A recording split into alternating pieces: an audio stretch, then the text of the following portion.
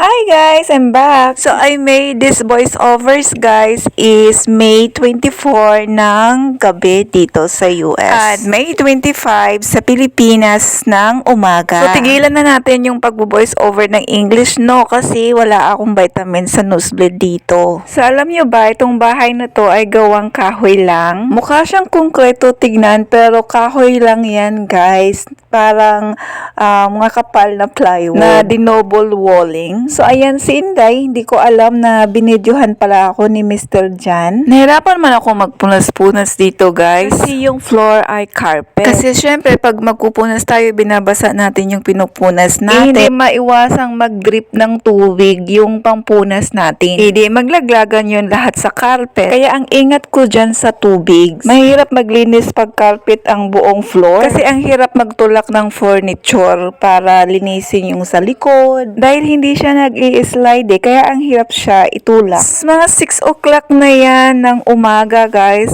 pero sikat na yung araw, no? So, dumidilim dito pala guys ay mga alas 8 ng gabi. Tapos liliwanag naman siya ng alas 5 ng umaga. O, diba? Maiksi lang yung kadiliman dito. Okay guys, dito na lang tayo. See you to my next vlog. Bye!